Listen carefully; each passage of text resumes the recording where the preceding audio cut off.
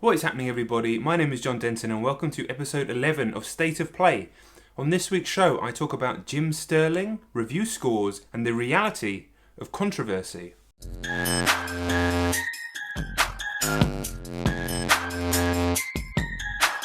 Okay, just a quick one. If you've not watched any of my videos before, my name's Jon Denton and I've been working as a journalist in video games for about 12 years now.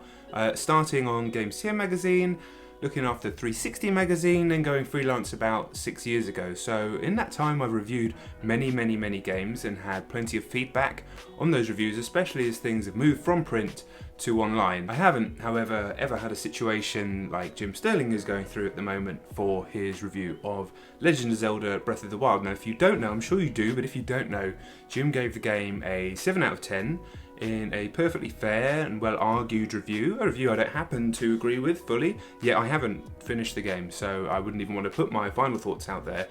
But regardless, Jim has been doing this pretty much about as long as I have, I think, has probably also got a resume of hundreds if not thousands of reviews, and has always spoken what he believes to be the truth, and that's just something that's kind of defined his career, and he's used that for years and years and years to create a sign of presence for himself and to create a online identity for himself that's created a huge audience for himself. And he's actually a pretty inspiring guy in that respect for somebody like me who's from the same background but is just moving into video in the last 6 months.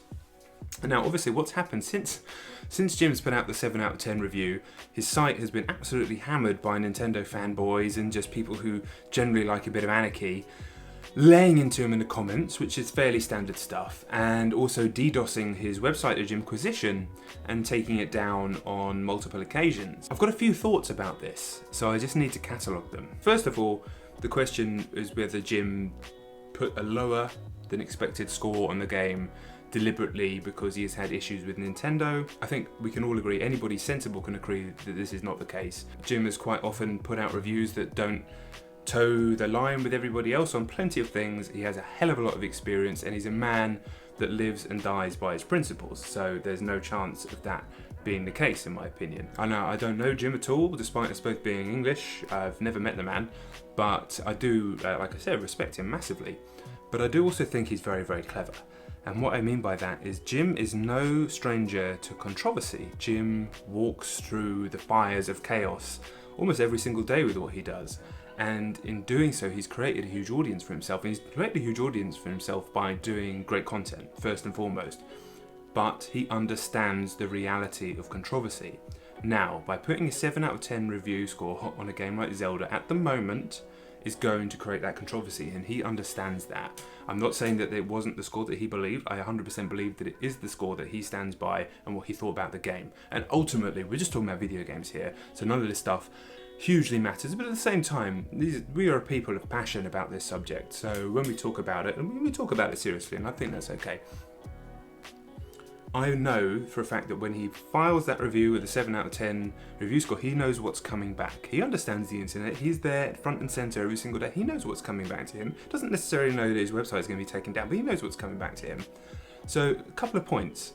First of all, the concept that 7 out of 10 is a good review score. That's a lot of what feedback I've seen from sensible people. 7 out of 10 is a good score, 7 out of 10 is a good score. 7 out of 10 is a good score. But it isn't really a good score for Zelda Breath of the Wild because nothing exists in a vacuum, unfortunately. So while I'd like to live in a kind of utopian society where 5 out of 10 is average and 7 out of 10 is above average and is a good score, in reality, it isn't. If you're going to put a score like that on a game like that, you know what's coming back to you. Do I wish it wasn't like that? Of course. But at the same time, we live in the real world. So by putting a score like that on a game like Breath of the Wild, he knows that he is making a statement that he doesn't believe it is as good as everybody else believes it to be, and that is going to create some controversy. And I'm sure that he's okay with that. Now, another point that I want to make about Jim Sterling is, like I said, this is a man that is no stranger to controversy. He understands how it works. There's a phrase I like to use sometimes when I'm seeing celebrity feuds, when I'm seeing stuff in politics quite often, when I'm seeing arguments on Twitter, when I'm seeing all sorts of drama or any of that sort of stuff, reality TV. It's a phrase I like to use, I just call it everything is wrestling.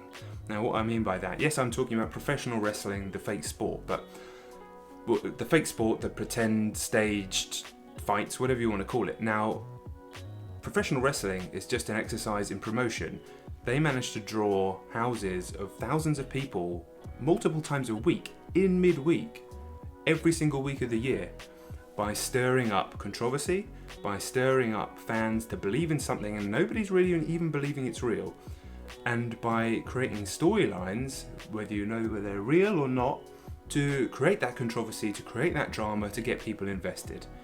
So when I see everybody attacking Jim Sterling and then Jim Sterling whipping that up by putting those comments up to the top of the thread or retweeting them, quoting them, he knows what he's doing. He's stirring up that controversy. Everything is wrestling. He's just creating that drama. And I absolutely don't hold that against the man. I think it's very, very smart. And that's the ironic thing. So all of those people that are trying to take down his website, all those people that are trying to attack him, all those people that believe that Jim Sterling has done some sort of horrible crime against video games and that Jim Sterling deserves to be attacked or taken down for that, all they're doing is putting money in Jim Sterling's pocket.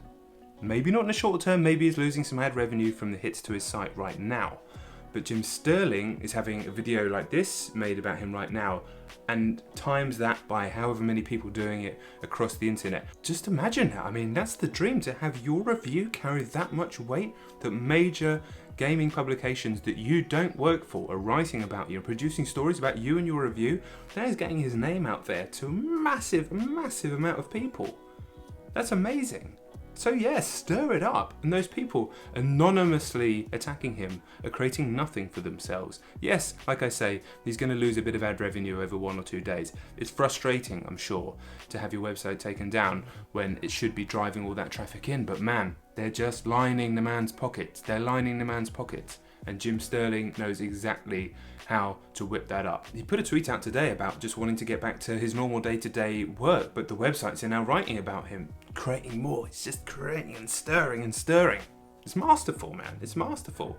Now, I want to reiterate the point that I don't believe for a second that he marked down Breath of the Wild to create that controversy, but I also don't believe that he minded the fact that it's happening, or minds the fact that it's happening. Even with death threats, even with DDoSes, even with horrible stuff, and that is unpleasant. I'm sure there's plenty of people who can't take that kind of stuff, and I certainly don't know how I'd react if that level of vitriol came my way. I've had my fair share to a small amount, but nothing on that level at all. Jim Sterling is a man with thick skin, and Jim Sterling, by having this happen to him and by putting himself out there like that consistently, is just growing and growing and growing. So credit to where credit's due, great stuff. Disagree with the review from what I've played, the 20 or so hours of Zelda I've played so far.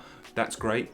Lovely, you know, it would actually be really cool to have discussions with the man or discussions with other people who disagree. That's what it should be all about, right? But it rarely is, unfortunately, because you're dealing with people that are anonymous, you're dealing with people that can put out a level of vitriol and hate in a single line in a tweet or a comment. They'll probably walk away and go and do something else. They don't actually give a shit, most of them.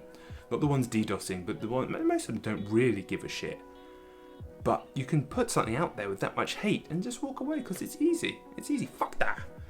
I mean, I do that at home just speaking sometimes. Fuck that guy. You put that in writing and that has so much more weight. But I mean, to that person, it probably means just as much as what I've just said just then.